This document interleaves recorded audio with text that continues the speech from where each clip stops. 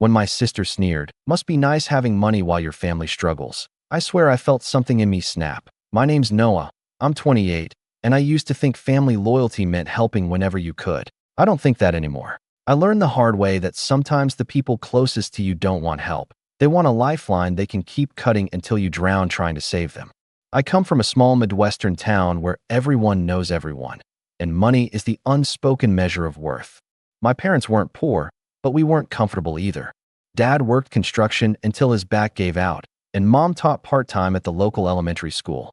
They always drilled one thing into me and my sister: Emily, take care of each other. Back then, that sounded sweet. Now, it feels like a curse. Emily's 2 years younger than me, 26 going on 16, if you ask me. She was always the golden child. I was the quiet one who did his homework, worked part-time jobs, and saved every dollar I could. She was the one who just needed a little help every other week. Growing up, if Emily forgot her lunch, I gave her mine. If she wrecked her car, Dad asked me to lend her money from my college fund because you're the responsible one, son. I did it every time because that's what family was supposed to do. Fast forward a decade, and not much had changed, except the stakes were higher. After college, I got a decent job in software development, moved to the city, and worked my way up. I wasn't rich by any means, but I was careful. I budgeted. I invested. I made sure my bills were always paid on time. Emily, on the other hand, went through jobs like tissues. She had a new passion project every few months. One month it was a candle business. The next she wanted to become an influencer. She'd post filtered photos with captions like, "Trust the process sparkles," while asking me to spot her for rent because the algorithm's just slow right now. At first, I helped. I really did. I paid her phone bill just this once. I helped her make a budget she never followed. I even paid off her credit card once after she cried over the phone about debt collectors calling her. But eventually, I noticed something. She never actually wanted to get better. She wanted to keep playing the victim and let me play savior. Things came to a head last winter. I'd just gotten promoted to senior developer, and for the first time, I was thinking about buying my own place. I called my parents, excited to share the news. Mom congratulated me, but Dad's tone was oddly flat. "That's great, son," he said. "Hey, your sister's been going through a rough patch. Maybe you can help her out a bit, just until she gets back on her feet." I asked, rough patch meaning what? "Well," he hesitated. "She quit her job. Said it was too toxic. But she's really trying, Noah. She just needs a little cushion." A little cushion turned out to be $2,500 in rent and bills she'd ignored for months. I told him, gently, that I couldn't just keep bailing her out. That's when Mom sighed into the phone and said, "You've always had such a good heart. Honey, don't harden it now." That sentence stuck with me, not because of what she said, but what she meant. In their eyes, being good meant sacrificing myself so others could stay comfortable. A few days later, Emily called. "No hello, no small talk. So Dad said you're being weird about helping me." "I'm not being weird," I said. "I just think you need to start managing your money better." She laughed, actually laughed. "Oh my gosh, listen to Mr. Budget Planner. You think just because you have a steady job, you're better than me?" I took a deep breath. "No, Emily. I think I'm just tired of fixing problems you keep making." Her tone shifted, cold, sharp. "Must be nice having money while your family struggles," she said. "Real brotherly of you." And that was it. That line. The way she said it, like I owed her something. Like my success was a personal betrayal. I hung up before saying something I'd regret, but the anger stayed with me all night. For weeks, things were tense. I didn't visit for Christmas. I told them I had a work project, which was true, but also an excuse. My parents called, texted, even guilt tripped me a little. "Emily misses you," Mom said. "She's trying." But every time I saw her latest Instagram story, new outfits, brunch with friends, a weekend getaway, I felt my blood boil. She wasn't trying. She was coasting on everyone else's patience. Then came the blow-up. It was early spring. I drove home one weekend for Dad's birthday, thinking maybe it was time to patch things up. I walked into the house with a gift and some good whiskey I'd bought for him. Emily was already there, sitting on the couch scrolling her phone, looking like she hadn't worked a day in months. The moment she saw me, she smirked. "Well, look who decided to visit the peasants." I forced a smile. "Hey, Emily." She rolled her eyes. "Oh, don't be fake. I know you're just here to show off how well you're doing." What's next? Gonna talk about your fancy job and your big city apartment.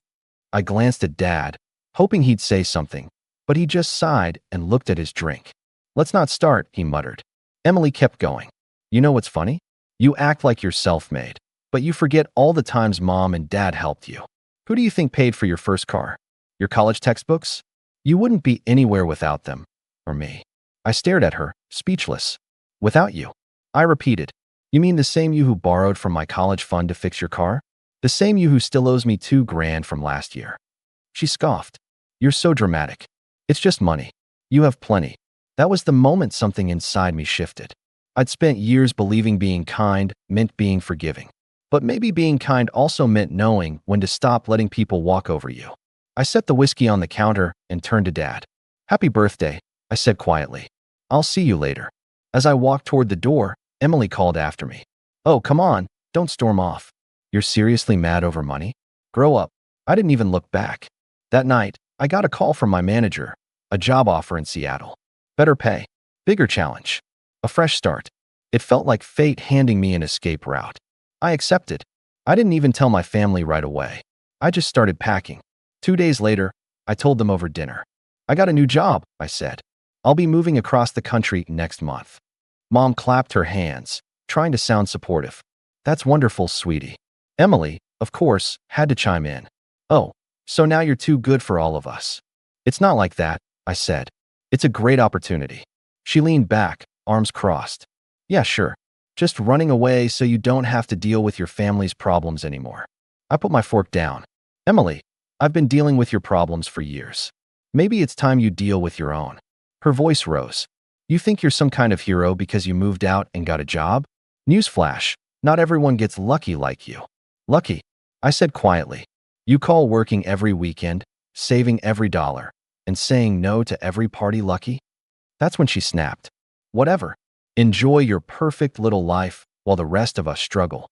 I didn't answer. I just stood up and said, I'm not your bank, Emily. She glared at me like I'd insulted her religion. 2 hours later, my phone buzzed. A message from Dad. Help her or don't bother coming home. I stared at the screen for a long time, feeling my stomach twist. That night, I made a decision I didn't think I ever would. I cut every financial tie. And by sunrise, my phone lit up with 41 missed calls. From Emily, from Mom, from Dad. Each one a reminder that the line between love and obligation had finally snapped. But that was only the beginning, because what happened after I left changed everything. The morning after those 41 missed calls, I woke up with that hollow ache you get after a fight that went too far. The kind where you replay every word in your head, wondering if maybe you should have stayed quiet, taken the higher road. But then I looked at my phone again. 41 missed calls, 15 texts, and one long, guilt-ridden voicemail from my mom. And the ache hardened into something else. I'd finally drawn a boundary, and they hated me for it. I didn't call anyone back. I went through the motions at work, packed boxes at night, and told myself this move to Seattle wasn't an escape. It was a reset. A clean slate where I didn't have to be the family ATM, the responsible one. The guy who was supposed to fix everyone else's mess. Still, I'd be lying if I said it didn't hurt. These were my parents. My sister. The people who raised me, who I thought would be proud that I was building something for myself. Instead, they acted like I'd turned my back on them. A few days passed before Mom finally caught me off guard with a call during my lunch break. Her tone was syrupy sweet at first, but I knew that voice. It was her soft entry voice, the one she used before lowering the boom. Oh, honey, she started. We've all been so worried. You didn't have to cut us off like that. You know how your sister can be. She didn't mean what she said. I pinched the bridge of my nose. Mom, she called me selfish for not paying her bills. Dad told me not to come home. What exactly did they mean then? She sighed heavily. You know how your father gets when he's upset. He didn't mean it literally. And your sister? Well, she's just under a lot of pressure. Pressure from what? I asked. She doesn't have a job, Mom. She hasn't had one in months. That's not fair, she said quickly, defensive. She's been applying. She's trying to find something that fits. Something that fits. I'd heard that line before. It was code for, she doesn't want to work somewhere that doesn't stroke her ego. I can't keep rescuing her, I said quietly. I'm moving, Mom. I need to focus on my own life. There was silence on the other end. Then, the shift. that slight edge in her tone that always made me feel like I was 12 again. "You know," she said, "I never thought I'd see the day when my son valued money more than family." That one stung, even though I saw it coming. She knew exactly how to twist the knife, not through yelling, but through disappointment. That's what made it work. I didn't answer. I just said, "I love you, Mom, but this isn't about money," and hung up before she could keep going. That evening, Emily posted a picture on Instagram. Her at some fancy rooftop bar, drink in hand, captioned, "When your family turns their back on you, but God doesn't." I laughed out loud when I saw it. One of those bitter, disbelieving laughs that sound more like a choke. There she was, the family martyr, living her truth for likes and sympathy comments. And the comments poured in, "You're too good for them. Stay strong, queen. They'll regret it." She liked everyone. Meanwhile, my mom reposted one of those cryptic Facebook memes the next morning. "A family that forgets loyalty isn't a family at all." Guess who it was aimed at? I thought about calling them again, clearing things up, explaining that I wasn't abandoning anyone. But I knew how that conversation would go. They'd twist my words, Emily would cry, Dad would guilt-trip me about turning my back on my blood. So instead, I poured myself into preparing for the move. But just when things started feeling peaceful again, Emily found a new way to get under my skin. One Saturday, as I was boxing up my computer equipment, I got a notification from my bank. A $450 charge to an Uber account I didn't recognize. Then another for food delivery. Then another for online shopping. My heart sank. I called the bank, thinking maybe my card got stolen. But the representative said something that made my jaw drop. "Sir, the charges are linked to a secondary cardholder on your account. A Miss Emily Carter." I nearly dropped the phone. "What do you mean secondary cardholder? I never authorized that." "Sir, she was added about a year ago. Same last name, matching address to your parents' house." I froze. I remembered now. A year earlier, Emily had begged me to co-sign for a new card because hers kept getting declined. "It's just temporary," she'd said. "I need to order supplies for my candle business. I'll pay it all off before the end of the month." I'd agreed, stupidly, naively, and then forgotten about it when she promised she'd cancel it. "Freeze it," I told the bank rep, my voice shaking. "Freeze it now." When I texted Emily, she replied instantly. "Are you serious right now? You froze my card?" I was in the middle of getting groceries. I typed back, "You've been charging hundreds on MY account." Without asking, her reply came fast. "Relax, I was going to pay it back. You've got money, why are you being so stingy?" That word again. Stingy. Like being responsible was a moral flaw. I didn't answer. I blocked her number, changed every password I could think of, and spent the rest of the evening in a fog of disbelief. I'd thought Emily's entitlement had limits. Turns out, it didn't even have brakes. 2 days later, I got a call from Dad. I almost didn't pick up, but something told me I should. "What is wrong with you, Noah?" he snapped before I could even say hello. "Good morning to you too," I said. "Don't you smart-mouth me. Emily called me in tears because you froze her account and embarrassed her in front of her friends." I blinked. "Dad, she was stealing from me." "She wasn't stealing," he shot back. "She was borrowing. You're her brother. You're supposed to help." "I've helped for years," I said, trying to keep my voice calm. "I've paid her bills, her debts, her—" "Oh, stop keeping score," he interrupted. "Family doesn't keep score." "No," I said quietly. "Family doesn't exploit each other either." For a moment, there was silence. Then he said something I'll never forget. "You've changed, Noah. Ever since you got that city job, you act like you're better than everyone else." I almost laughed, but it came out sounding more like a sigh. "Dad, I'm just trying to live responsibly. You taught me to work hard, to plan ahead. That's what I'm doing." "Well, maybe you learned the wrong lessons," he said bitterly. "Because family comes before money." And then he hung up. That night, I sat in my half-empty apartment surrounded by boxes, staring at the ceiling, and realized something. They didn't actually see me. Not as a son, not as a brother, just as a resource. A lifeline. The walking wallet who never said no. And now that I had, I was the villain. The following week, my parents announced a family dinner before my move. I almost didn't go, but guilt still has a way of sinking its hooks in you. So I showed up. Big mistake. The minute I walked in, Emily hugged me, fake and tight, then whispered in my ear, "Hope you're not planning to make this awkward." I pulled back, forcing a smile. That depends on whether you plan to ask for more money. She rolled her eyes. You really can't let things go, can you? Dinner was tense, to say the least. Mom made roast beef and mashed potatoes, but no one talked much. Every sentence felt like stepping on glass. Halfway through, Dad cleared his throat. Your mother and I wanted to talk about something, he said, folding his hands. We think you should reconsider moving so far away. I set my fork down. Why? Because, Mom said softly, we're worried about Emily. She's been struggling emotionally since all this drama. I stared at them. So you want me to stay because Emily's upset that I won't pay for her lifestyle? Don't be cruel, Mom said, eyes narrowing. She's family. You're abandoning her when she needs you most. I'm not abandoning anyone, I said. I'm protecting myself. Dad's jaw tightened. You're being selfish. There it was, the family motto, dressed up as a moral lesson. I felt the old guilt rising in my chest, but this time I pushed it down. Then Emily spoke, voice dripping with mock sweetness. You know, if I had even half your salary, I'd help out without making such a big deal about it. I turned to her slowly. You'd help? You mean like when I paid off your credit card and you went on vacation 2 weeks later? Or when I covered your rent and you bought a new iPhone? Her smile faltered. You don't have to humiliate me. I'm not, I said quietly. I'm reminding you that generosity without gratitude isn't kindness, it's stupidity. And I've been stupid for a long time. Mom gasped. No, but before I could respond, Dad stood up, voice booming. That's enough. You've made your point. Now either you apologize to your sister, or you can leave. For a moment, no one breathed. Then I pushed back my chair, stood up, and said, okay. And I left. I didn't look back. That night, I drove back to my apartment in silence, the road lights flashing across the windshield like clock ticks.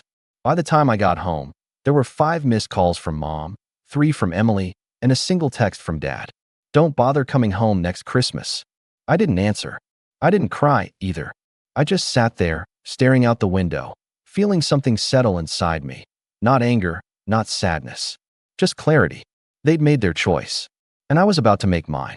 But I had no idea just how far they were about to go next, or how much lower they'd sink before I finally broke. I thought things couldn't get worse after that dinner. I thought I'd reached the point where I was numb enough that nothing my family did could surprise me anymore. But I was wrong. What came next didn't just sting, it hollowed me out. It made me realize that once people learn they can take from you, they'll start believing they deserve to. And when you finally stop giving, they'll do whatever it takes to take again. The next few weeks were a blur.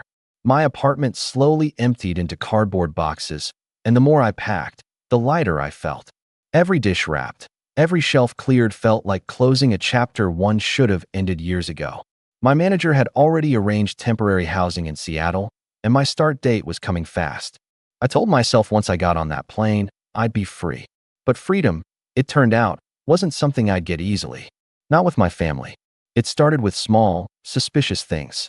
A strange call from my bank asking if I'd recently applied for a car loan. Then an email from a credit monitoring service I barely used, warning me about a new account opened in your name.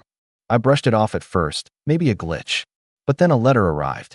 It was from a financing company I'd never heard of, confirming an application for a personal loan of $18,000. The letter congratulated me on my new opportunity. My stomach dropped. The address listed was my parents' home. I called the company immediately. Hi, I said, trying to sound calm. I think there's been a mistake. I didn't apply for any loan. The woman on the other end asked for my name and the reference number, typing away. Then she said, it looks like your application was submitted online 2 days ago. The listed contact number matches the one ending in 14 to 29. Is that yours? My throat went dry. That was my parents' landline. Who signed the application? I asked. Let me check. It says Emily Carter. I felt my pulse pounding in my ears. She's not me. That's my sister. Oh, the woman said, her tone shifting slightly. Well, since she used your information, we'll need to start a fraud investigation. Fraud. That word hit harder than it should have. I hung up, feeling like the air had been sucked out of the room. Emily had crossed a line I didn't even think she knew existed. She wasn't just borrowing my money anymore. She was stealing my name. I called her immediately. She answered on the second ring, sounding annoyed. What now? What now? I repeated, trying not to yell.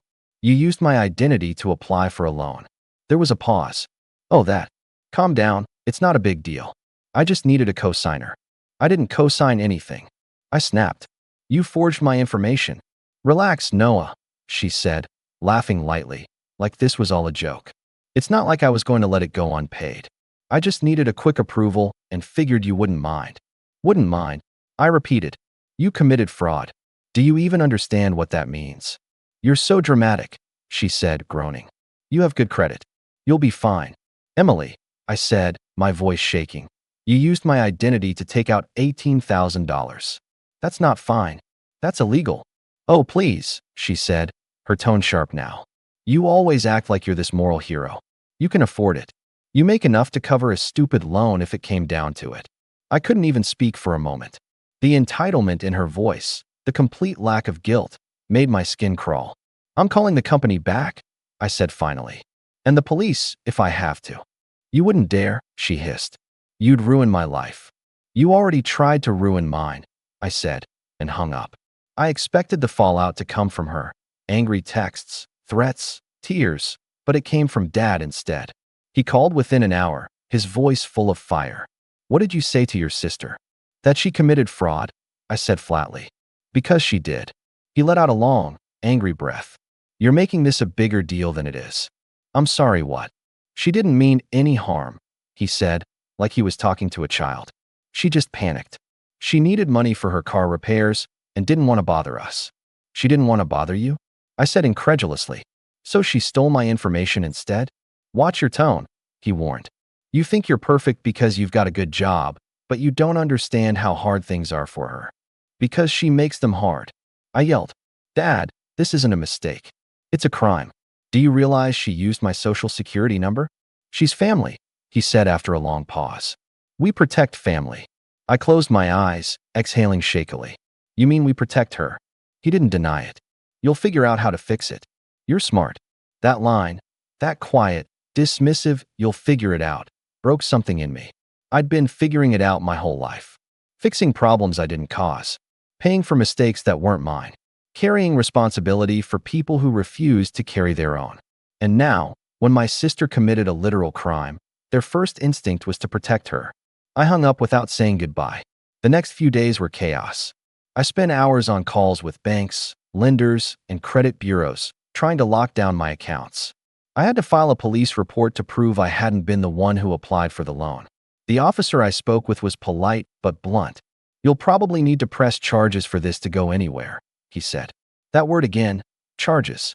Against my own sister. I didn't want to. I really didn't. But when I thought about what would happen if I didn't, how she'd just do it again, maybe even ruin my credit permanently, I knew I didn't have a choice. So I filed. That night, I sat in the dark with a glass of whiskey and stared at my phone, half expecting it to explode with angry messages. But it was quiet. For the first time in months, my phone was completely, eerily silent. Until it wasn't. Around midnight, my phone buzzed with a notification. A message from Mom. How could you? That was it. 3 words. No context needed. Then another came. She's your sister. You're destroying her life over a misunderstanding. Then, we raised you better than this. I didn't respond. At 2 in the morning, Dad called. His voice was low, shaking with fury. Do you have any idea what you've done? The cops showed up here. They talked to your mother. She's been crying for hours. She used my name to steal money, I said quietly. She was desperate. She broke the law. You're heartless, he spat. You're not welcome in this house anymore. I didn't even argue. Okay, I said softly. Then I won't come back. He hung up. By morning, my phone was flooded again. 30 missed calls this time, mostly from Mom and Emily. But one message stood out. It wasn't angry or dramatic. It was from Emily herself. Just one sentence. You'll regret this, Noah. And something about that chilled me to the bone. That day, I went to work like nothing happened, but my mind was somewhere else. I kept waiting for the next shoe to drop. And sure enough, it did, in a way I never could have predicted. When I got home that evening, there was a letter taped to my door. No name, no return address. Just my name written in sloppy handwriting I recognized immediately. Emily's. Inside was a single piece of paper. A photocopy of the police report I'd filed, the one with my name, address, and case number. At the bottom, in pen, she'd written, You really want to play this game? Let's see who wins. I just stood there in my doorway, staring at it, my stomach twisting. It wasn't just anger anymore. It was a threat. And over the next few days, the harassment started. Anonymous emails, fake subscription signups, my number posted to random online listings, a pizza delivery I never ordered showing up at midnight. I knew it was her. Every petty, passive-aggressive stunt screamed Emily's name. I changed my number, closed my old email, even alerted my office's HR department in case she tried contacting them. It was exhausting, humiliating, and exactly what she wanted. But then she crossed another line, one that made my decision to leave feel like the only way out. A week before my move, I got a call from HR. "Hey, Noah, sorry to bother you," my manager said cautiously, "but we received a message about you this morning." An anonymous email. "It accuses you of financial misconduct." My heart dropped. "What?" "It's obviously nonsense," he said quickly, "but I figured you should know. It came from someone claiming to be a relative." I didn't even have to ask. I knew exactly who it was. Emily wasn't content with ruining my credit. She wanted to ruin my reputation too. I left work early that day and drove straight to the airport to finalize my move arrangements. I remember sitting in the car for a long time, gripping the steering wheel, realizing just how far she'd gone and how far I'd let it get before finally standing up for myself. That night, I made a promise. Once I got to Seattle, I wasn't just cutting ties, I was burning the bridge to ashes. But before I could even leave, Emily wasn't done. Because the next morning, I woke up to something that made my blood run cold. Something that turned this whole family drama into a full-blown war. And it started with my own parents. When I say that morning changed everything, I mean it. It was the kind of day where reality doesn't hit all at once. It seeps in slowly, like a leak in a ceiling you didn't know was there until the whole roof starts sagging. I woke up to dozens of new notifications, and before I even unlocked my phone, I had that sinking feeling in my gut that something had gone terribly wrong. The first thing I saw was my mother's post on Facebook. It was a long, emotional wall of text, written in that passive-aggressive tone she used whenever she wanted to guilt people without sounding like she was guilting them. The post started with, "Sometimes the people you love most are the ones who hurt you the deepest," and ended with, "Family isn't about blood, it's about loyalty." She never mentioned names, of course, but anyone who knew us knew exactly who she was talking about. The comments section was full of sympathy. "Stay strong, Linda," heart emoji.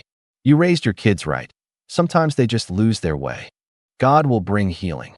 And then there was Emily's comment, right near the top. "Love you, Mom." Some people just forget where they came from. That one stung like acid. I sat there staring at the screen, scrolling through strangers, pitying my family for what I apparently did to them. And for the first time in years, I actually felt something break inside me. Not anger, not even sadness, just exhaustion. Like all the air had gone out of me at once. I didn't respond. I didn't post some long, defensive essay. I just logged off. But the damage had already been done. My extended family, cousins, aunts, even a few old neighbors, started messaging me privately. "Hey, are you okay? Your mom's really upset. What's going on? I thought you and Emily were close." And the worst one, "You shouldn't turn your back on your family, Noah. They won't be around forever." That line played on repeat in my head all day. They won't be around forever. It sounded like both a warning and a curse. When I got to work, I tried to bury myself in tasks, but my focus was shot. My chest felt tight all day, my mind spinning through what-ifs. What if they started showing up at my apartment? What if they called my employer again? What if, God forbid, they found a way to mess with my new job offer? By the time I got home, my building's leasing office had left a note on my door. I opened it, expecting some random maintenance update, but instead found a notice. "A complaint has been filed regarding harassment and noise disturbances linked to your unit." My hands went cold. I hadn't had a single party, hadn't even played loud music. Then I noticed the attached evidence, a screenshot of a Yelp review about me. Someone had left a 1-star review for my apartment building, claiming, "A tenant named Noah Carter is constantly screaming at people over the phone, slamming doors, and threatening neighbors. Management should evict him before he hurts someone." I read that review 5 times, numb. It was fake, obviously. I'd never even spoken to a neighbor beyond a polite nod. But I knew that writing style. The dramatics, the exaggerated victimhood. "Emily." I marched downstairs to the leasing office, holding the letter. The manager, A kind woman named Rachel looked mortified when I showed her. Oh my gosh, Noah, we didn't take this seriously. We just had to log the complaint because it mentioned safety. We'll remove it once we confirm it's fake. I nodded, forcing a smile. I know who did it, I said quietly. I just don't have proof. Rachel frowned. If this person is targeting you, document everything. Keep screenshots. And be careful, okay? Be careful. I hadn't realized until that moment how much those two words applied. I wasn't just dealing with a manipulative sister anymore. I was dealing with someone unhinged enough to risk my home, my job, and my sanity just to get revenge. That night, I couldn't sleep. I sat at my kitchen table with my laptop open, scrolling through old photos, family trips, birthdays, holidays. There was Emily, smiling in every picture, arms around me like we were the closest siblings in the world. And behind the photos, I could almost hear her voice. You'll regret this. The next morning, I decided to check my credit report again, just to be sure everything was locked. And that's when I saw it. Another loan inquiry, this time from a different lender. Same name, same address as before. I felt sick. I'd already filed the fraud report. The bank had frozen my accounts. How was she still trying? I called the lender, and sure enough, someone had tried to open another loan using my information, again listing my parents' address. Thankfully, it had been flagged and denied. But the representative told me something that made my stomach twist. Mr. Carter, this was the third attempt this week. Third. I hung up and stared at the wall for a long time.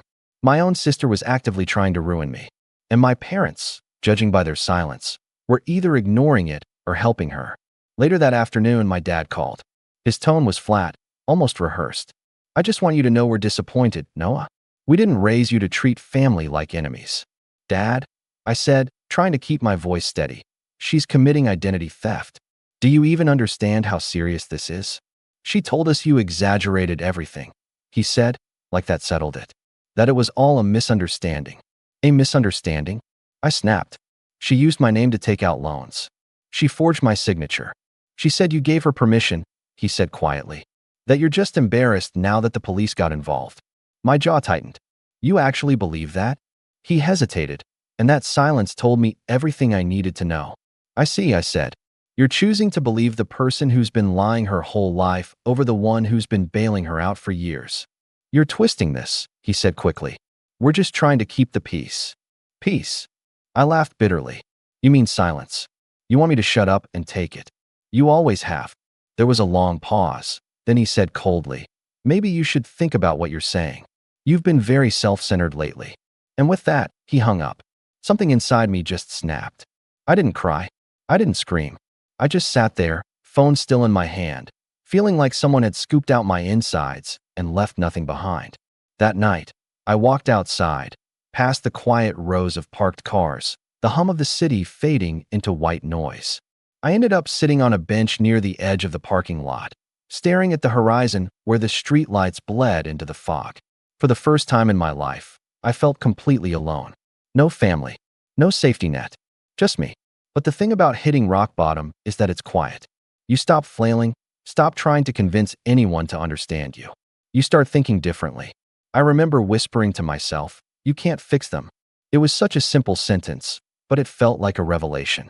I'd spent my entire life being the fixer, the responsible one, the dependable one, the one who always cleaned up after everyone else's mess.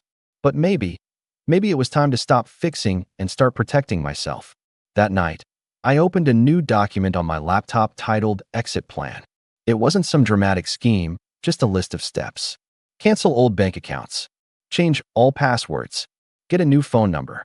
Move job paperwork to new address. Legal consultation regarding fraud case. No contact after move.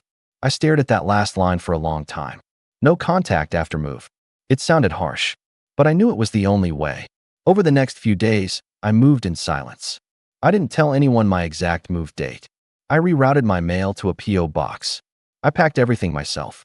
I even took time off work under the pretense of personal reasons so I could disappear quietly. Then, 3 days before my flight, I got one last call. It was from Mom. She sounded broken. Noah, please. Don't do this. Do what? I asked. Run away, she said, voice trembling. We're family. We can fix this. Mom, I said softly. You can't fix something you refuse to see is broken. She started crying. You're punishing us. You're punishing your sister. She made a mistake, but she's still your family. Mom, I said, this isn't punishment. It's self-preservation. There was a long silence. Then, in that same small voice, she said, if you go, don't expect us to be here when you decide to come back. It hurt. Of course it did. But I didn't argue. I just said, I hope one day you'll see why I had to, and hung up. When I boarded that flight 3 days later, I didn't cry. I didn't even look back. I just stared out the window as the plane lifted off, my hometown shrinking beneath the clouds. For the first time in years, I felt free. But freedom has a strange taste when it comes after betrayal. It's sweet for a second, then leaves an aftertaste of guilt and fear. I thought I'd left it all behind. I thought distance would fix what they broke. I was wrong again. Because 2 weeks after moving to Seattle, I got an email that made my blood run cold. It wasn't from my sister. It wasn't from my parents. It was from my HR department. The subject line read, Urgent, Compliance Review regarding allegations. And attached was a forwarded email from someone using my sister's name. It began, To whom it may concern, I feel obligated to report ongoing unethical financial behavior by your employee, Noah Carter. When I opened that email, my stomach dropped so hard it felt like I'd been punched. I read it once, then again, then a third time, just to be sure my brain wasn't inventing words. But no, it was all there, plain as day. Emily had sent a long, detailed message to my company's HR department, pretending to be some concerned acquaintance. She accused me of financial fraud, claimed I abused my position to steal client funds, and even attached what looked like bank statements, fake ones, with my name on them. I just sat there at my desk, staring at the screen as my heart pounded. I could feel the walls closing in. I'd barely been at my new job 2 weeks. I'd worked for years to earn this position, sacrificed everything for a chance to start fresh. And now my own sister was trying to burn it all down before I'd even settled in. HR had marked the email as potentially defamatory, but they still needed to conduct a preliminary review, which meant I had to sit through an hour-long meeting explaining that, no, I hadn't stolen a cent, and yes, I could provide verification for every bank account, transaction, and line of income one had. It was humiliating.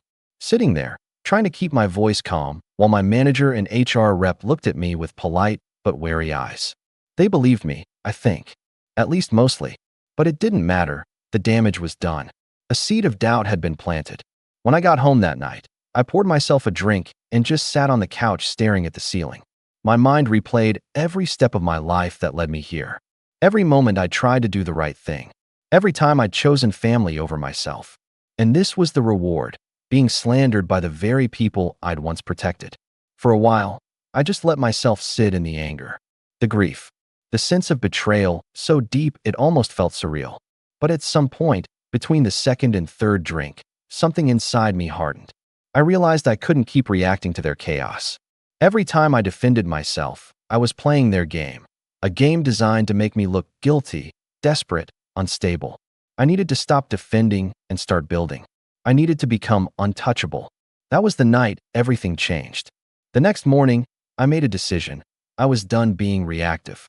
I was going to outgrow them so completely that they'd choke on their own bitterness. It started with my work. I threw myself into it. I stayed late every night, volunteered for projects, took the hardest assignments no one else wanted. Within months, my name started getting noticed by higher-ups. I got an invitation to lead a small development team on a new initiative. It wasn't just a title.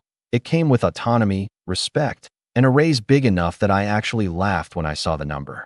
I also started saving aggressively, investing carefully, learning every financial trick I could.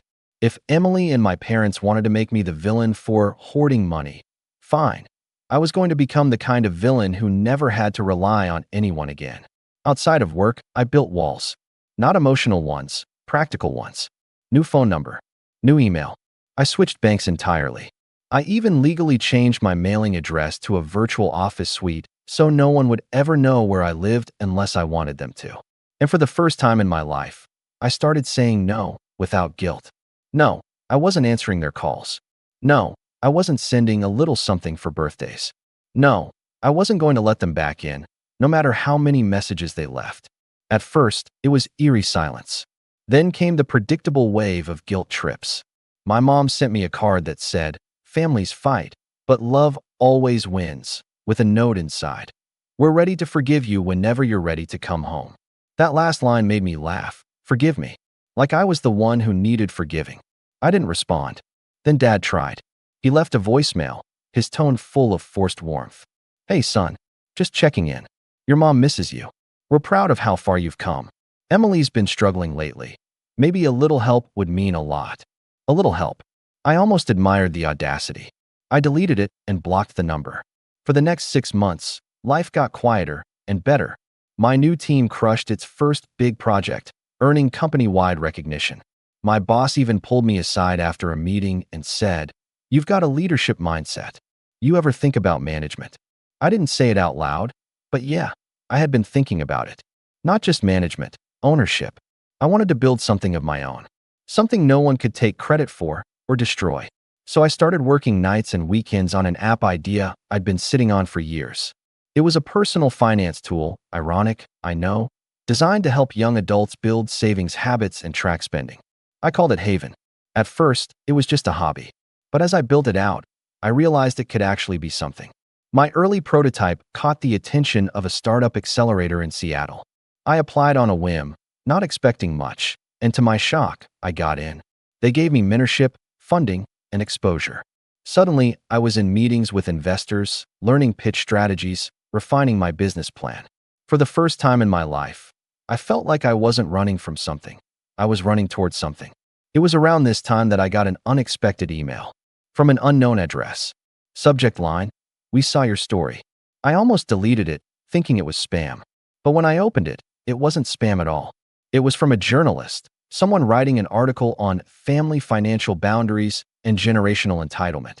She said she'd stumbled across one of my old Reddit posts from months earlier, one where I'd vented anonymously about my sister's fraud and my parents' reaction. She asked if I'd be willing to talk, anonymously, about the experience. At first, I hesitated. But then I thought, why not? If my story could help someone else see the warning signs early, maybe it was worth it. The article went live 2 weeks later. My name wasn't in it, but the quotes were mine, my voice, my pain, my warning. It blew up online. Thousands of comments. People sharing their own stories about manipulative siblings, toxic parents, and the guilt of walking away. Reading those comments was like therapy. For the first time, I realized I wasn't crazy. I wasn't heartless. I wasn't the villain. I was just someone who finally stopped bleeding for people who refused to stop cutting. That article became the catalyst for something bigger. Investors who'd read it started reaching out to Haven, saying they loved the mission, helping people set financial boundaries and build independence. It was surreal. The very thing that almost destroyed me became the thing that fueled my success. A year later, Haven launched publicly. Within 6 months, it hit 500,000 downloads. Financial blogs started calling it the app that teaches you to say no. The irony wasn't lost on me. By then, I'd grown into someone I barely recognized. Calmer, sharper, deliberate. I had a small team working for me, a steady stream of revenue, and enough savings that I didn't flinch when I looked at my account balances. But more importantly, I had peace. Until, of course, the peace got interrupted.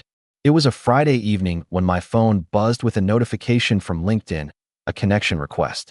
The name made my heart stutter. Emily Carter. I hadn't seen or heard from her in almost a year.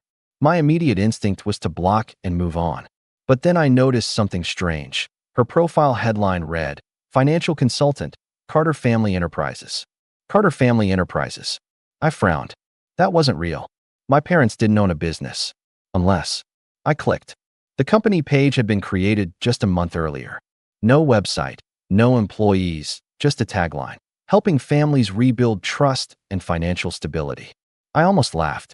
My sister, the same person who stole my identity, was now branding herself as a financial consultant? But the laughter faded when I saw the banner photo. It wasn't just Emily in it. It was her and my parents, smiling, standing together in front of a house that looked very familiar. My childhood home. They'd turned the house into their office. And then I saw it, a pinned post. A photo of Emily shaking hands with someone in a suit, captioned, "So grateful for new beginnings and second chances." excited to build something that helps others after what our family went through. The comments were full of praise, people cheering her on, some even mentioning how brave she was for overcoming trauma caused by a selfish sibling. My chest tightened. My past, my pain, had become her marketing strategy. I didn't comment. I didn't message her. I just stared at that page, realizing this wasn't over. Because if there's one thing I'd learned by now, it's that when people like Emily can't control you anymore, they'll try to control your story. And I wasn't about to let that happen. Not again. Because now, I wasn't just her brother. I was someone with power, resources, and reach. And I was done letting her write my narrative. Seeing that LinkedIn page was like getting punched and smirked at the same time. There she was, my sister, the self-proclaimed financial consultant, standing in front of our old house, smiling like a politician. The audacity wasn't new, but this time it had teeth. I wasn't just angry. I was impressed almost. She'd figured out how to weaponize reputation. But she'd forgotten one thing. Lies need believers to survive. And I had something she didn't. Proof, credibility, and a platform. For the next few days, I didn't do anything rash. I didn't message her. Didn't call my parents. I just started gathering information. Late at night, after my team wrapped up work on Haven, I'd pour a cup of coffee and go digging. I found that Carter Family Enterprises was registered as an LLC by my father. The address listed was our old home. The registration date? Just 2 months after I'd filed the fraud report against Emily. My guess? They used the settlement money from selling my grandmother's old property, money that was supposed to be divided equally between us siblings. Except, of course, it never was. That part stung more than I wanted to admit. My grandmother had left that property to be split fairly among her grandchildren. Emily had insisted we wait before dividing it, claimed she'd handle the paperwork. I was busy at the time, juggling work and moving, so I let it slide. Turns out, she'd cashed it in and rolled it into their new business. A fraudulent business built on stolen inheritance. That irony was almost poetic. But I didn't want poetry. I wanted precision.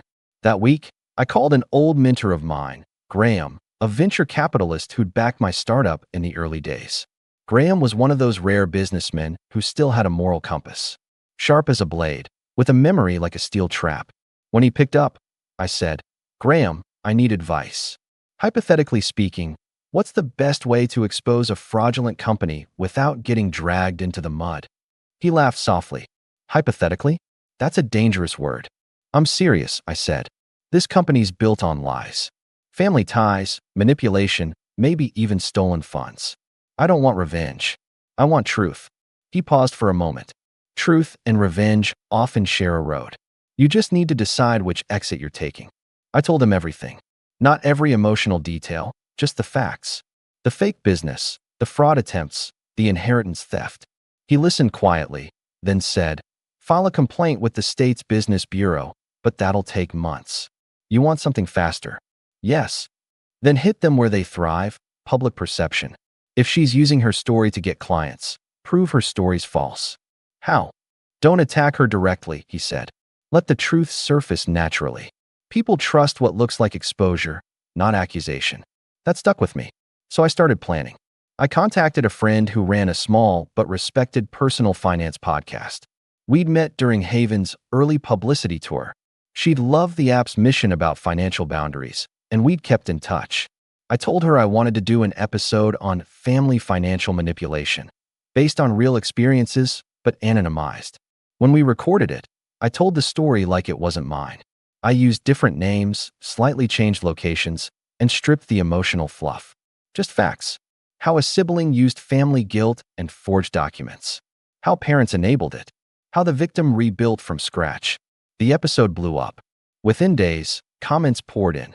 People sharing similar experiences, thanking the guest for being brave enough to talk about it.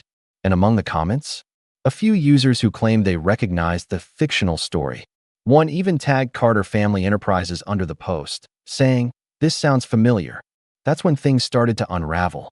Apparently, my sister had been using my story, her twisted version of it, to gain sympathy clients.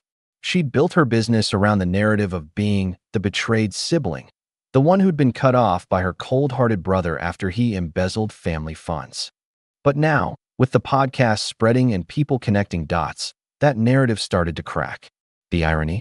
I didn't even have to reveal myself. Other people did it for me. A few sharp Redditors cross-referenced public LLC records and noticed something odd. The consultant running the company had been named in a fraud complaint the previous year. It spread like wildfire. Within days, financial forums and small business groups were sharing screenshots, asking questions like, "Is this the same Emily Carter who's running that family enterprise?" By the end of the week, their Facebook page was flooded with negative comments. Clients demanding refunds.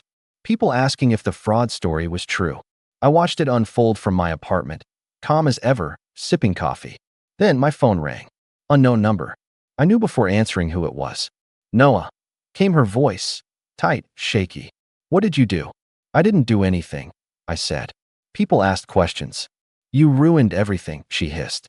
"My business, our reputation." "You ruined it yourself," I interrupted, my voice steady. "I just stopped protecting you from the truth." She was silent for a moment, then said, "You think you've won? You think anyone cares about your sad little revenge? Mom and Dad will never forgive you." "I'm not looking for forgiveness," I said quietly. "Just closure." She hung up. For the first time, I didn't feel shaken by her anger. Just done. But the dominoes were still falling. A few weeks later, I got a call from a journalist, the same one who'd interviewed me for that first article about financial boundaries. She sounded excited. "Noah, you're not going to believe this," she said. "Remember that anonymous family business scandal that's been trending? Turns out it's tied to your old hometown. Some sources linked it to your sister." I feigned surprise. "Wow, that's crazy." She laughed. "Yeah, crazy. We're working on a follow-up piece about how victims of financial abuse sometimes rebuild stronger than ever.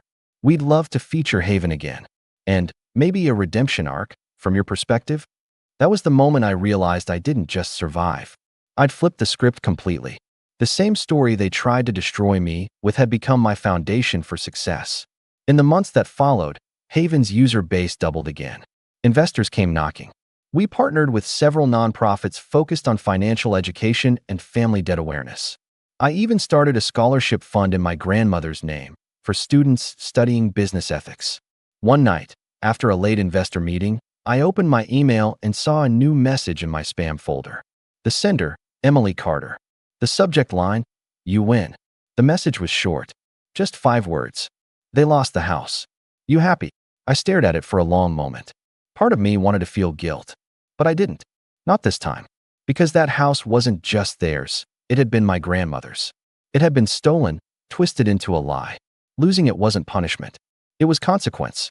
Still, I didn't reply. I archived the email, turned off my computer, and stepped out onto my balcony. The city lights stretched below me, endless, alive, and free. And for the first time in years, I felt weightless. But I wasn't done yet. Because 2 weeks later, I got an unexpected letter. Not from Emily. Not from my parents. From a lawyer. The letter was simple. Notice of civil action. Carter Family Enterprises versus Noah Carter. They were suing me. For defamation. And I smiled. Because if they wanted a fight in court, I was ready. I had receipts. And this time, I wasn't playing defense. The lawsuit hit like a thunderclap, not because I was surprised, but because it was so perfectly them. When manipulation stopped working, when sympathy ran out, they reached for the last weapon they had, intimidation. But this time, I wasn't the same kid they could guilt into silence. I wasn't scared. I was ready. Their claim was ridiculous. Defamation and intentional emotional distress. Emily and my parents had filed it together, claiming that my false public statements had caused the collapse of their business and irreparable damage to their reputations. They wanted $250,000 in damages. I remember sitting at my desk, reading the complaint, and laughing, not out of arrogance, but out of disbelief that they still didn't understand who they were dealing with. The old Noah, the people pleaser, the fixer, the one who apologized just to keep the peace, would have been terrified. But that guy was gone. I forwarded the document to my attorney, Lauren, a sharp, composed woman I'd met through the startup accelerator. When she called me later that day, she sounded almost amused. "So," she said, "your family really decided to sue you?" "Apparently," I said. "Guess they want their 15 minutes." Lauren chuckled softly. "Don't worry. This is paper thin. They're the ones who defamed you. Once we file a counterclaim, they'll realize they picked the wrong fight." I trusted her completely. Over the next few weeks, we gathered everything. Every screenshot, email, fraudulent document, voicemail, and even the police report from Emily's loan scam. Lauren's paralegal organized it all into a mountain of evidence so thorough it could have been a Netflix special. When the pretrial hearing date arrived, I flew back to my hometown for the first time in over a year. The moment I landed, I felt that old mix of dread and familiarity, like walking through a dream you thought you'd woken up from. The courthouse was small, the kind where everyone knew each other. As I walked through the doors, I spotted them sitting together, my parents and Emily, a united front of quiet hostility. My father's jaw was set like stone, my mother's eyes were red-rimmed but sharp, and Emily, she looked tired. Pale, a little older, but her smirk was still there. When our eyes met, she didn't look ashamed. She looked angry. I didn't say a word. I just nodded politely to my attorney and took my seat.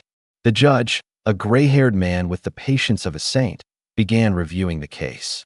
The plaintiff's lawyer, an older gentleman clearly out of his depth, started with an emotional monologue about a family torn apart by lies. He painted Emily as a victim, a young entrepreneur whose reputation was destroyed by a jealous brother's vendetta. Lauren let him finish, expression unreadable. Then she stood. "Your Honor," she said calmly, "the defense would like to present evidence contradicting every single claim made in this complaint." She didn't raise her voice. She didn't posture. She just started laying out the truth. First, the fraudulent loan documents. Then, the bank statements. Then, the identity theft report with Emily's name on it. Then, the signed affidavit from the financing company confirming that she'd used my information. And finally, the social media posts, the Facebook rant, the LinkedIn business scam, the fake Yelp review, and the threatening note she'd left on my door. The courtroom was silent except for the rustle of paper. Every detail, every receipt, every trace of manipulation was right there, under oath.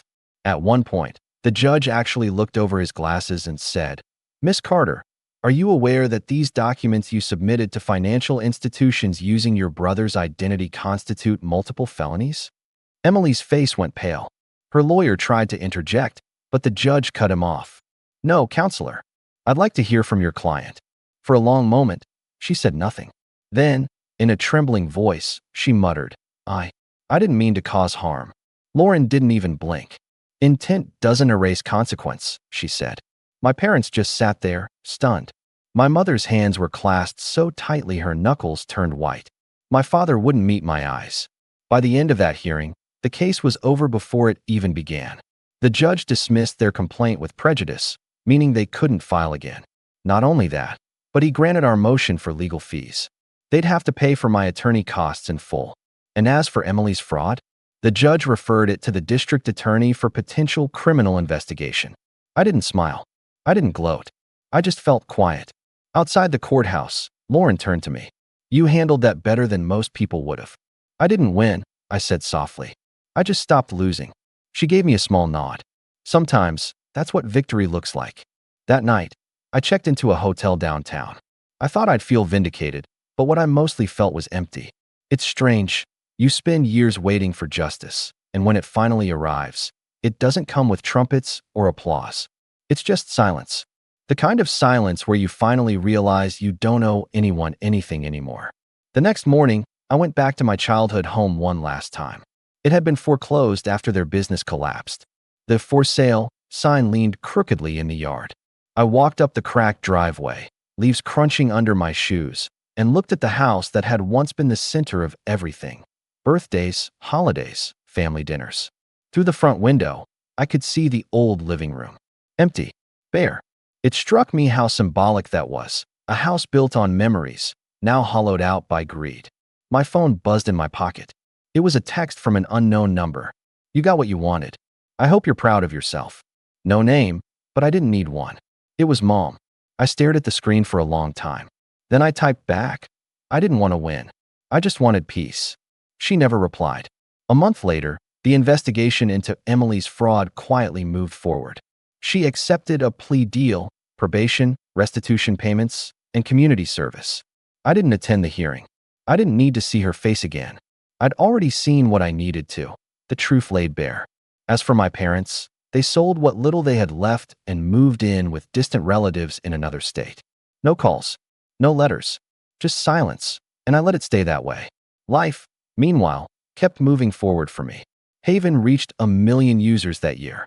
We expanded internationally, got featured in major finance publications, and even landed a partnership with a university program teaching students how to manage money. People started calling me the guy who turned pain into purpose. I never corrected them. It wasn't exactly wrong, but I never told anyone the full story. Not the Reddit posts, not the courtroom scene, not the text messages that still sometimes woke me up at night. Because some stories aren't meant for sympathy. They're meant for closure. One evening, months later, I got an email from my bank confirming that the last of Emily's restitution payments had gone through. It was the last tie connecting us, a legal reminder that, once upon a time, she'd stolen from me. And now, finally, it was repaid. I deleted the email, leaned back in my chair, and looked out at the Seattle skyline glowing against the night.